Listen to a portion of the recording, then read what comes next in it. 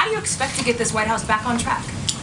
Well, I'm going to take a slight issue with the question because I actually think the White House is on track, and we're actually, I think, doing a really good job. From a messaging perspective? Well, I actually do think from a messaging perspective, because we have a whole list of things, and I didn't want to come out here with our list of accomplishments and start a whole advertisement infomercial right now. I really just wanted to talk about personnel movement and how we're thinking about things.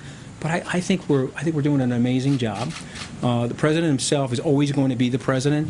I was in the Oval Office with him earlier today, and we were talking about letting him be himself, letting him express his full identity.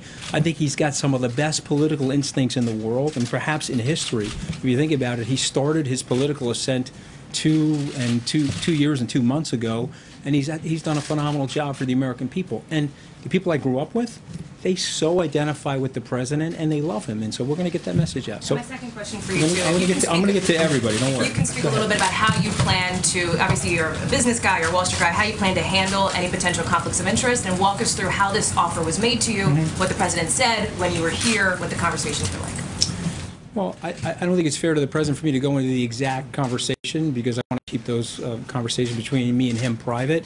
But we talked a little bit about the White House. We talked a little bit about our personal relationship. And then when he extended the offer to me, I said I would do it because I want to serve the president. You know, one of the things, I have a lot of family members that served in the American military.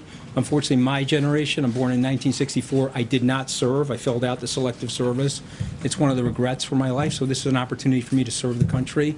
I love the president. I obviously love the country. Look at my life experience here in the country. And so it's an honor to be here. It's an honor to stand here, actually.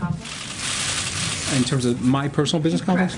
Yeah, so I have worked with the Office of Governmental Ethics to take care of all of my business conflicts.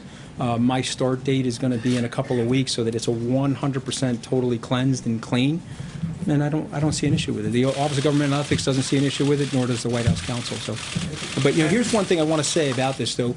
When you're bringing American business people into the administration and they've had some level of success in the society, they have to unencumber themselves. You know, it's just a very interesting thing, and it's some interesting thing. You want to go serve the country, and so the first thing you have to do is take on this mega opportunity cost by getting rid of all your assets. And so, but I'm willing to do that because I love the country. Hey, NBC News fans, thanks for checking out our YouTube channel. Subscribe by clicking on that button down here, and click on any of the videos over here to watch the latest interviews, show highlights, and digital exclusives.